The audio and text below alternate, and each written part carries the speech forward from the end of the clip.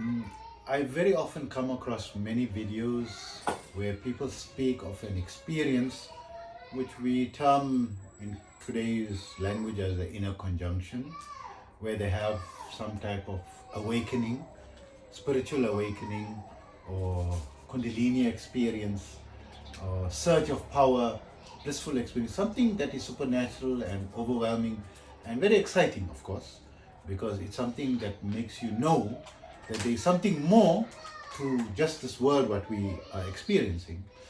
But the sad part of that is that there are many people who take advantage of the innocent experiences of these people and propose methods for them to develop this energy without giving the true facts around it, so what I want to do is increase awareness of what this awakening or the spiritual awakening actually is. So whenever someone experiences by accident or in some maybe through some meditation practice or something in the normal course of life, not necessarily in meditation or anything, he experiences this awakening and suddenly is aware there is such a thing. So there is much more. Of course, it is the first sign, right? Means that if you want to develop it, right? If you want to develop it, you can. But what is involved to develop it, I want to put people in reality. So you've got three options. Option number one, you can live your life normally how it is and get into some type of regular program where you can gradually develop this over a period of time naturally in yourself in a very safe way, independently, without harming your life drastically. But this will take an entire lifetime and you will not have the major spiritual experiences that people speak of, but gradually your life will start to come in order. And as you progress, maybe after 10 years or 20 years or 30 years, you'll start to experience more and more bliss or togetherness, in your life. And to develop that just requires like a program of a daily meditational practice, maybe just 20 minutes of meditation a day. And if you add a small routine of pranayama and a small hatha yoga routine 2 or 3 times a week, this is going to help even more. It's going to help your health. It's going to help your frame of mind. It's going to make your life very balanced, and everything should work. But there is not going to be any major Kundalini experience or major spiritual shift, or suddenly you're not going to be able to communicate with the other dimensions and get magical powers or improve. Even there would not be any drastic improvement in your health as well, right? Of course, there will be some mild improvements, and you will be able to better manage, your health conditions if you have any, chronic ailments. But don't neglect the medical advice. So the second option is, and this is what often people go for and gets deluded by, is they go to a forced awakening, where someone they realize this, or even if they didn't have the awakening, whether you had it or not, you still go to these spiritual practitioners that forcefully awaken it, either by touch or in their presence, or they use some method to get you to have an exceptional experience and put you in the fast track, towards this. So this gets dangerous because it puts you into a dimension or a platform, puts you into a platform where you now, if you want to develop it, you're forced to take on a very rigorous schedule, which is not practical. You can't just do meditation, a little bit of pranayama, a little bit of yoga. That's not going to work. You have to do something more, because this experience already lifted you up, and you're going to have major psychological problems, because it opened up certain repressed thoughts and repressed ideas and repressed feelings that is all coming up all at once that you could not manage. To give you an example, you could suddenly be having about 900 dreams in one night, running parallel to each other. And this can make a person crazy. You're normally used to having maybe 3 or 4 dreams, one after the other, but not 2 or 300 running at the same time in different dimensions, and you're experiencing so many thoughts, at the same time. And also you start talking crazy, and some people become certified as crazy because they say they're hearing voices, and they get certified as schizophrenic. And dual person, you experience different personality types of yourself as different people, at different. So these things, this is the second, this is one of the big dangers of it, but also gives you the false expectation, because you fell into this trap and you went into it, and you're going to feel that you're going to start developing, you're going to have the wrong expectation, because they gave you an experience and you feel you're going to be able to repeat it easily or grow further on it, and nothing happens after 2 years, and after 10 years, you start losing hope of anything happening. But what happened to you was very real, and you clinging on to something, and then comes 35 years of your life, and you've lived on false hope and false expectation. So I want to put you in the real picture, right? So if someone who's had this or wants to have this, you can do this naturally.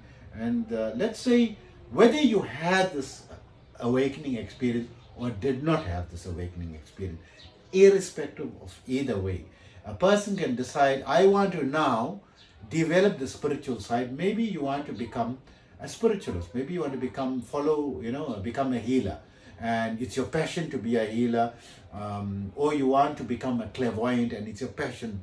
This is your passion, and you want to do it, and you want to develop the skills seriously, and you want to go ahead. So it's going to involve this. It's going to involve a lot of rigorous daily practice, right? So at the minimum, you're going to have to be doing about 5 or 6 things. It's going to involve, of course, you're doing meditation seriously.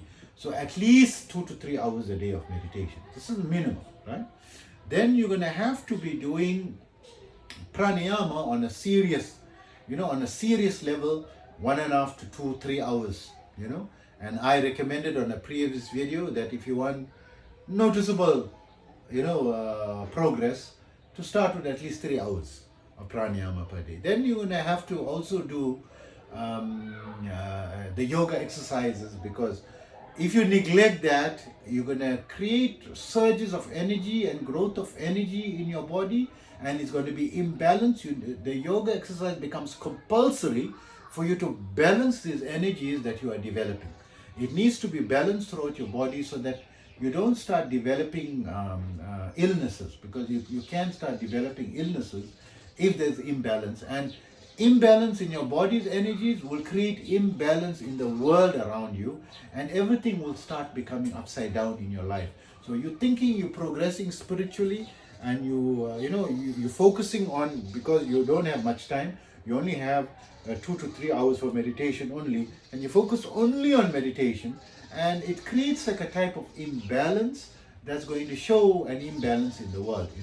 It's not going to really create harmony, because you take it on a serious. If you just do 20 minutes of meditation a day, this becomes perfect. It does not become harmful. But when you take it seriously, you have to follow. It's either all in, or change lanes, go to another lane, take a different road, take a different pathway, right? So I'll give you an example, because I'm a healer and I'm busy working on developing my Kundalini, naturally and seriously. And my normal schedule, I work a normal 8-hour day, right? I work a normal 8-hour day. 10 a.m. to 6 p.m. I dedicate to my business and my work, my official thing. And if I was doing an office job or something, you could count it as 8 hours, right? 9 to 5 as well. It's possible to, there's no problem there. But I do something called a Kriya. A Kriya is something very necessary to developing the Kundalini. It's very similar to pranayama, but it's a special type of breathing that involves squeezing and manipulation of your body, and to try to manipulate the energy that you've awakened, and direct the energy, and try to grow that energy, right? So it is a type of practice. So I do Kriya 3 hours a day, right?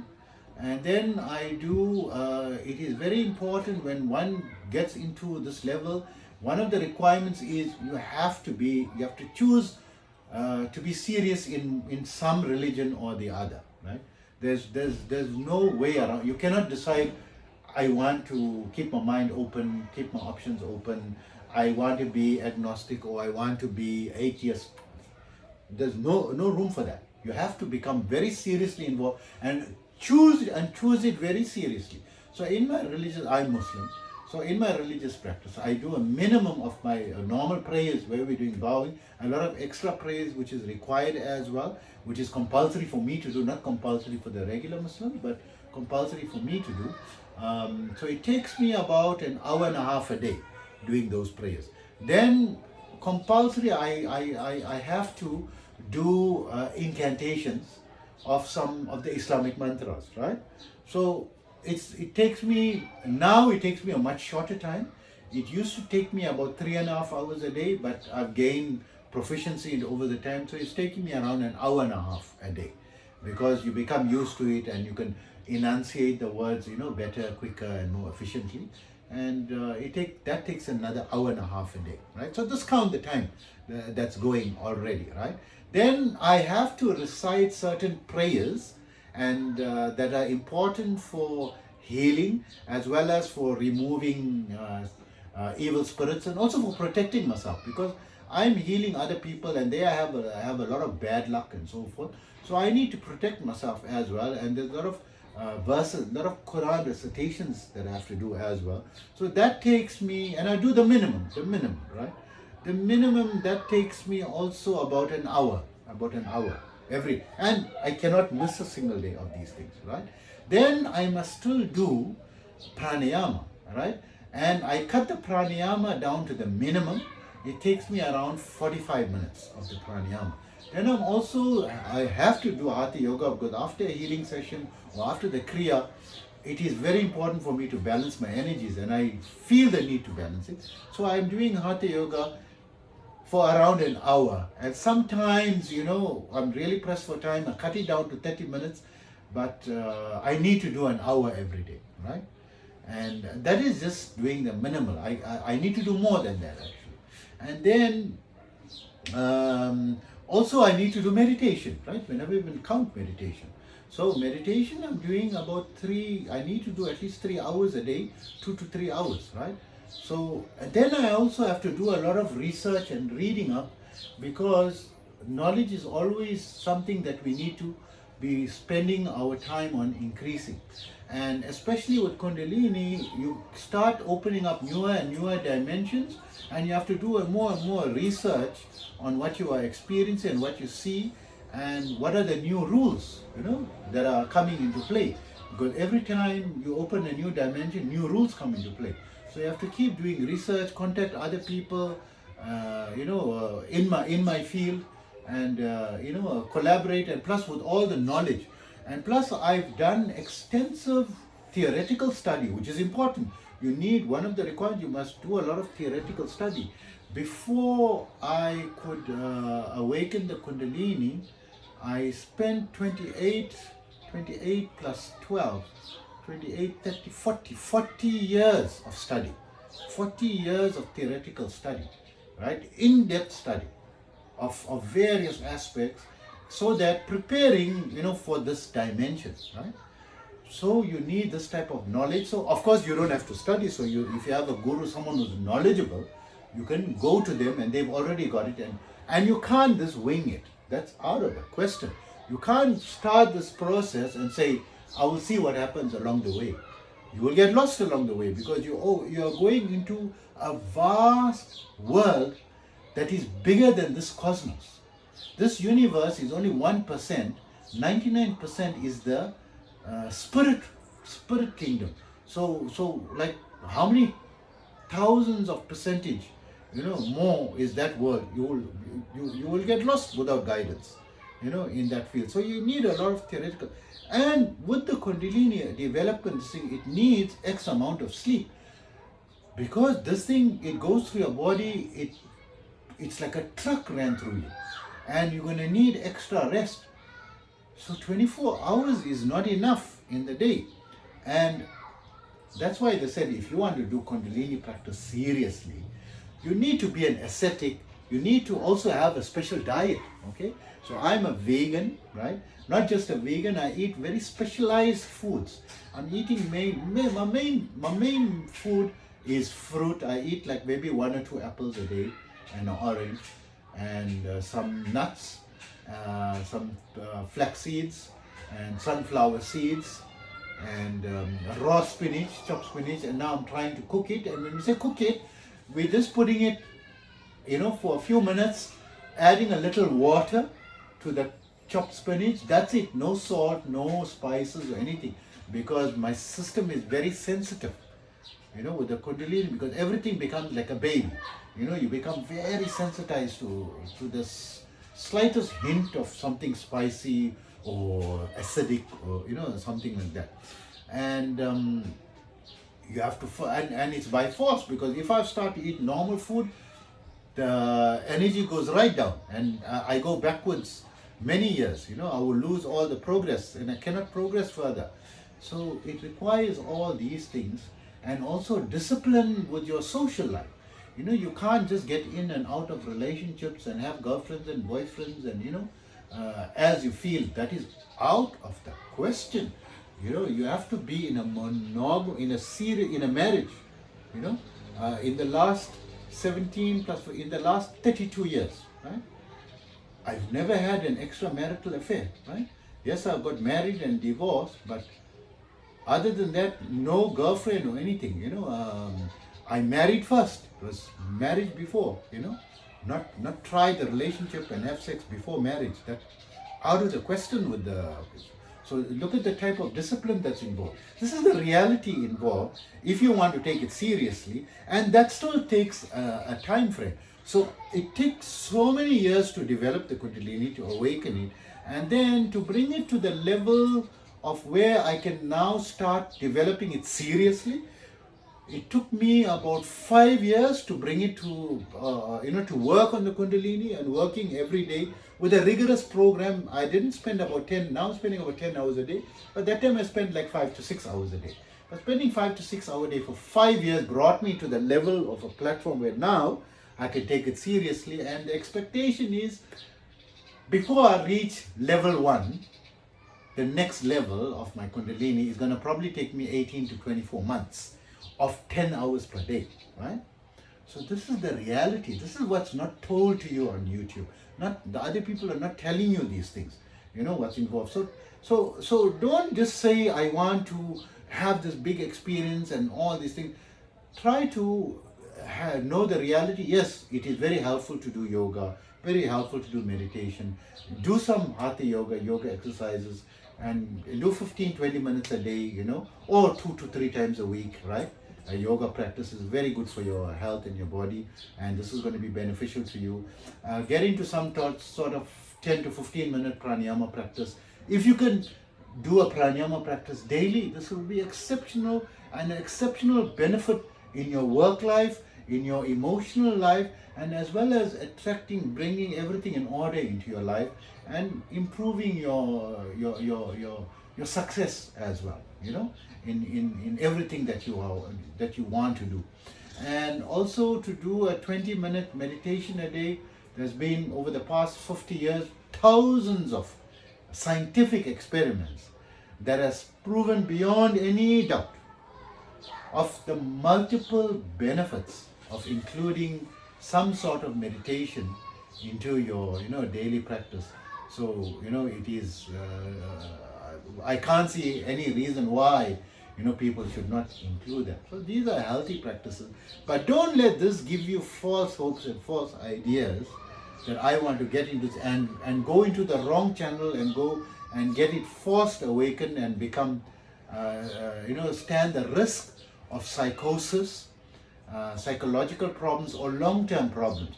And sometimes you get put by force into a certain path, and you take that path for about 5 or 6 years, and then you realize that this is not for you, and you fall suddenly, and then your life becomes totally upside down, and you try to live a normal life again, and you then become opposite.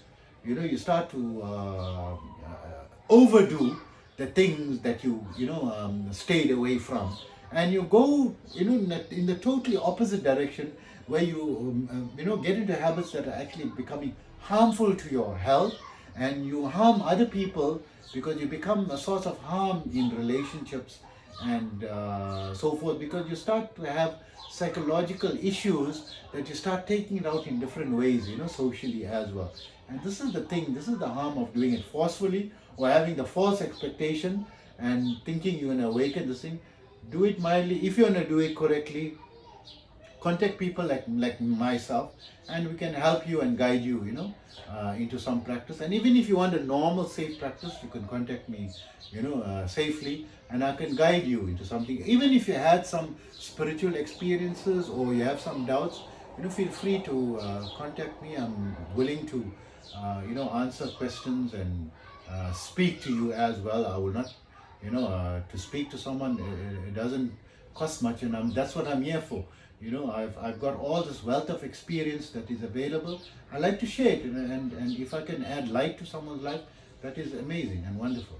So thank you very much. I hope you've learned something from it, and I hope you benefit from this video. Thank you.